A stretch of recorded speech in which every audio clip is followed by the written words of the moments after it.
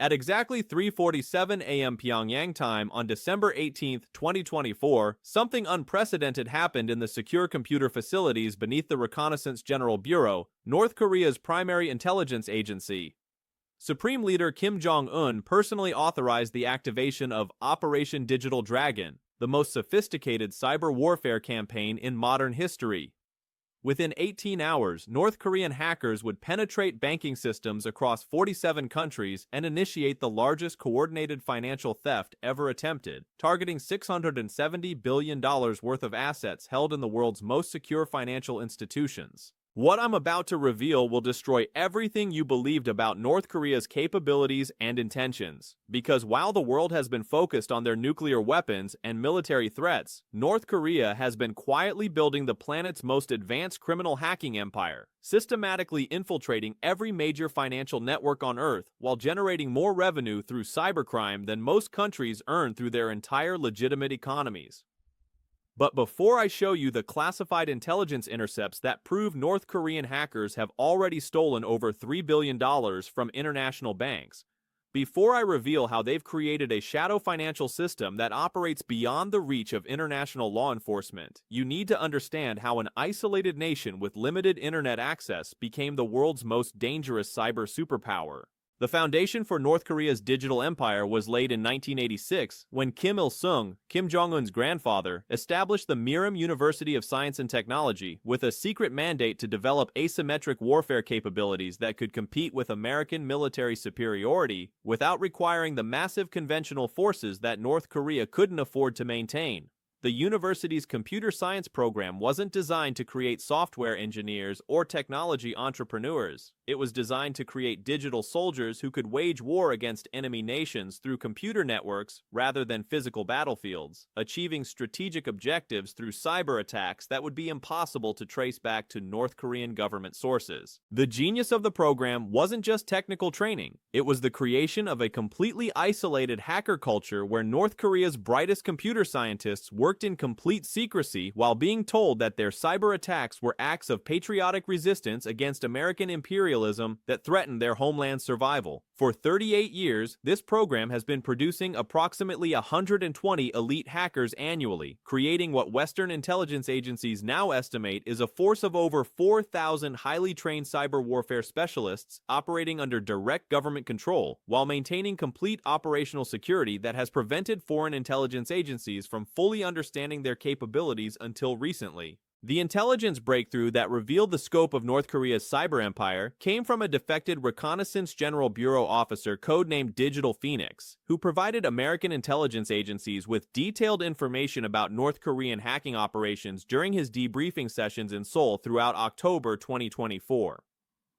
Americans think North Korea is backwards and isolated, Digital Phoenix reported during classified CIA interviews. But we have been inside American banking systems for over 8 years. We have been stealing money from European financial institutions since 2019. We have been infiltrating Asian cryptocurrency exchanges since they were created.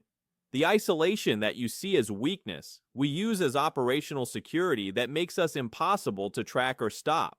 The revelations that Digital Phoenix provided showed that North Korea hadn't just been conducting random cyber attacks for financial gain. They had been implementing a coordinated strategy to systematically infiltrate the global financial system while building alternative revenue streams that would make them independent of international sanctions and diplomatic pressure. The scope of North Korean cyber operations revealed through Digital Phoenix's intelligence was staggering in its ambition and sophistication. Rather than conducting isolated attacks on individual targets, North Korean hackers had been building what they called the invisible bank, a parallel financial system that could move money anywhere in the world without using traditional banking networks that could be monitored or controlled by Western governments. The invisible bank operated through a network of compromised accounts in legitimate financial institutions, cryptocurrency exchanges, and online payment systems that North Korean hackers controlled without the knowledge of the account holders or the institutions where the accounts were maintained. When North Korean hackers wanted to move money from stolen sources to operational accounts, they would route the transfers through dozens of compromised accounts in different countries, making the money appear to come from legitimate business activities rather than criminal hacking operations. The sophistication of this money laundering network was beyond anything that traditional law enforcement agencies had encountered. Digital Phoenix provided evidence that North Korean hackers had compromised over 847,000 individual accounts in banks throughout Asia, Europe, and North America, while maintaining access for years without detection. But the most disturbing aspect of North Korean cyber operations wasn't the money they had already stolen. It was the access they had gained to financial systems that could be weaponized to cause economic chaos that would make their nuclear weapons seem insignificant by comparison. Digital Phoenix revealed that North Korean hackers had gained administrative access to payment processing systems used by major retailers throughout the United States and Europe. If activated simultaneously, these compromises could shut down credit card payments, online banking, and electronic transactions for hundreds of millions of consumers while creating economic disruption that could trigger bank runs and financial panics. North Korean hackers had also penetrated the computer systems used by central banks in 23 different countries, providing them with the ability to manipulate currency exchange rates, interfere with monetary policy decisions, or simply crash national financial networks during periods of economic vulnerability. Most dangerously, North Korean hackers had achieved what cybersecurity experts call persistent presence in the computer systems used by international financial messaging networks, including SWIFT, the system that facilitates trillions of dollars in daily transactions between banks worldwide. The access that North Korean hackers had gained to these critical financial systems represented more than criminal opportunities. It represented weapons of mass economic destruction that could be used to trigger global financial crises that would devastate enemy economies while providing North Korea with leverage over international political decisions. The timeline for North Korean cyber operations that Digital Phoenix revealed showed how patient and methodical their approach had been, building capabilities over decades while avoiding the attention that more aggressive attacks would have attracted. Phase 1, 1986-2000. Development of basic hacking capabilities and establishment of training programs for cyber warfare specialists. Phase 2, 2000-2010. Initial penetration of foreign computer networks and development of money laundering techniques through compromised accounts. Phase 3, 2010-2020. Systematic infiltration of international banking systems and establishment of persistent presence in critical financial infrastructure. Phase 4, 2020-2024. Large-scale theft operations and construction of alternative financial networks that operate independently of traditional banking oversight. Phase 5, 2025 unknown. Planned weaponization of financial access for economic warfare and political coercion against enemy nations. The patient approach had allowed North Korean hackers to build capabilities gradually while avoiding the massive international response that would have been triggered by sudden, obvious attacks on financial systems. But according to Digital Phoenix, Phase 5 of North Korean cyber operations was scheduled to begin in January 2025, with coordinated attacks designed to demonstrate North Korean capability to cause economic chaos in any country that threatened their regime's survival. The specific targets that Digital Phoenix identified for Phase 5 operations included major American banks, European financial institutions, and Asian payment processing systems that North Korean hackers had been infiltrating for years while waiting for authorization to begin destructive operations. The intelligence that Digital Phoenix provided also revealed the organizational structure behind North Korean cyber operations, showing how the hacking empire was integrated with North Korea's political leadership and military command systems. The Reconnaissance General Bureau's Cyber Operations Division included 12 different departments, each specializing in specific types of attacks and target categories. Department 35 focused on banking system penetration and financial theft. Department 39 specialized in cryptocurrency attacks and digital asset manipulation. Department 110 conducted cyber espionage against foreign governments and military organizations. But the most dangerous department was Department 180, which was responsible for what North Korean officials called economic warfare through digital means. The use of cyber attacks to cause maximum economic damage to enemy countries while maintaining plausible deniability about North Korean government involvement. Department 180's planned operations for 2025 included coordinated attacks on stock exchanges, central bank systems, and payment processing networks that could trigger economic recessions in targeted countries while generating massive profits for North Korean government accounts. The revenue streams that North Korean cyber operations had already generated were sufficient to fund the country's nuclear weapons program, military development, and luxury goods for the political elite while bypassing international sanctions that were designed to restrict North Korean access to foreign currency. Digital Phoenix provided detailed accounting information showing that North Korean hackers had stolen approximately $3.2 billion from international financial institutions between 2019 and 2024, with theft operations accelerating dramatically over the past 2 years as their capabilities improved and their targets became more valuable. The stolen funds were converted into cryptocurrency through exchanges that North Korean hackers controlled, then converted back into traditional currencies through money laundering networks that made the funds appear to come from legitimate business activities rather than criminal sources. But beyond the money they had already stolen, North Korean hackers had positioned themselves to steal approximately $670 billion from the financial institutions they had already penetrated, representing the largest potential theft in human history if they chose to activate all their compromised access simultaneously. The $670 billion figure represented the total amount held in accounts that North Korean hackers could access through their penetration of banking systems worldwide. While they couldn't steal all of this money without triggering immediate international responses, they could steal portions of it systematically over time while maintaining access for future operations. The mathematical implications were staggering. North Korea's entire official economy was estimated at approximately $40 billion annually. The money they could steal through cyber operations represented nearly 17 years of their total economic output, providing them with resources that would make them independent of international cooperation or sanctions compliance.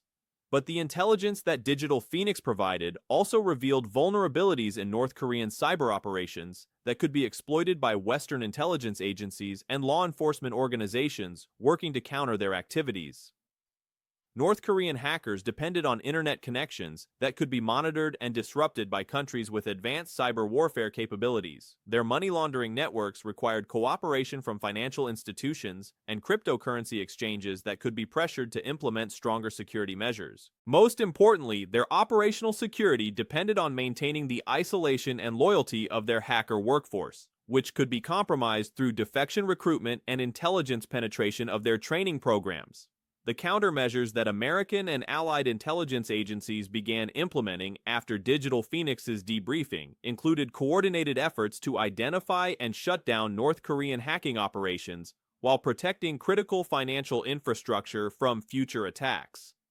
The National Security Agency began sharing intelligence about North Korean hacking techniques with major financial institutions, providing them with specific information about the methods used to penetrate banking systems and steal customer funds. The FBI established a dedicated North Korean cybercrime task force that worked with international law enforcement partners to track stolen funds and identify the money laundering networks used to convert criminal proceeds into usable assets.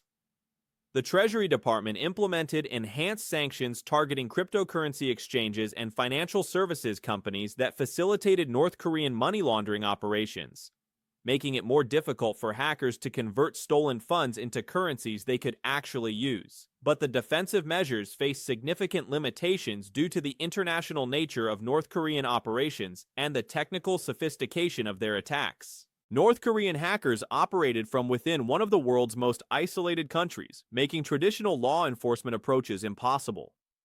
They used advanced encryption and anonymization technologies that made tracking their activities extremely difficult even for intelligence agencies with sophisticated cyber warfare capabilities. Most critically, their attacks exploited fundamental vulnerabilities in the global financial system that couldn't be eliminated without completely restructuring how international banking and payment processing operated. The challenge that Western governments faced was protecting financial systems that were designed for efficiency and convenience rather than security against attackers who had unlimited time, government resources, and complete operational freedom to develop their capabilities. The international response to North Korean cyber operations began coordinating throughout late 2024 as intelligence agencies shared information about the scope of the threat and the need for multilateral cooperation to address challenges that exceeded any single country's ability to handle independently. The G7 countries established a joint cyber defense initiative specifically focused on North Korean threats, sharing intelligence and coordinating defensive measures while developing joint capabilities for offensive cyber operations against North Korean targets. NATO activated Article 5 collective defense provisions for the first time in response to cyber attacks, establishing the principle that large-scale attacks on member countries' financial systems would be treated as equivalent to military attacks requiring collective response. The United Nations Security Council passed Resolution 2734, imposing additional sanctions on North Korea while authorizing member countries to take necessary measures to defend their financial systems against North Korean cyber attacks. But the international response also revealed disagreements about appropriate responses to cyber threats that didn't fit traditional categories of international law or diplomatic practice. Some countries advocated for aggressive cyber counterattacks against North Korean computer systems, arguing that defensive measures alone were insufficient against attackers who operated with complete government support and protection. Other countries preferred diplomatic approaches that would attempt to negotiate limitations on cyber warfare, while providing North Korea with incentives to reduce their hacking operations in exchange for sanctions relief or international recognition. The disagreements reflected broader challenges in developing international law and diplomatic practice for cyber warfare that operated across national boundaries while being conducted by state actors who could deny involvement in criminal activities. But while governments debated appropriate responses, North Korean hackers continued operating according to the timeline that Digital Phoenix had revealed, preparing for Phase 5 operations that would demonstrate their capability to cause economic chaos in any country that opposed their regime. The intelligence community assessment concluded that North Korean cyber operations represented a new form of asymmetric warfare that could allow small, isolated countries to compete with major powers through digital capabilities rather than conventional military forces or economic development. If North Korean cyber operations prove successful in generating massive revenue streams while avoiding effective international responses, then other countries with limited conventional capabilities might follow their example by developing cyber warfare programs that could steal money and cause economic damage without triggering military retaliation. The proliferation of state-sponsored cybercrime could create a world where international financial systems became battlegrounds for countries competing through digital theft and economic sabotage rather than traditional diplomatic or military competition. The precedent that North Korean operations established could encourage countries like Iran, Russia, and China to expand their own cyber warfare capabilities while providing cover for criminal activities by claiming that cyber attacks were legitimate responses to international sanctions or diplomatic pressure. But perhaps the most disturbing implication of North Korean cyber capabilities was the possibility that their hacking empire could be used to support nuclear weapons development and military programs that posed existential threats to international security. The money that North Korean hackers stole from international banks provided funding for nuclear facilities, missile development, and military equipment that would be impossible to purchase through legitimate international trade due to sanctions restrictions.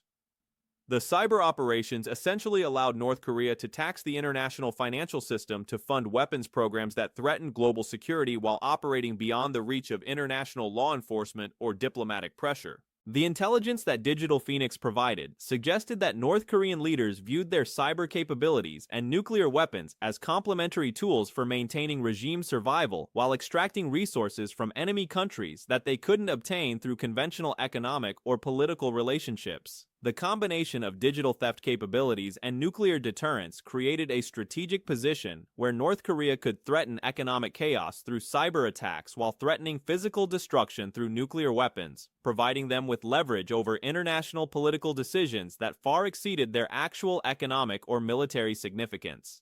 The empty computer terminals in abandoned internet cafes throughout North Korea serve as cover for the sophisticated hacking operations that generate more revenue than the country's entire legitimate economy, while threatening the financial security of every connected nation worldwide. The underground facilities where North Korean hackers develop cyber weapons represent more than computer laboratories. They represent the transformation of cybercrime from individual criminal activity into state-sponsored economic warfare that could destabilize the global financial system. The defection of Digital Phoenix provided intelligence agencies with unprecedented insight into North Korean cyber operations, but also revealed how much they had underestimated the threat posed by a small, isolated country that had chosen to specialize in digital warfare rather than conventional military development.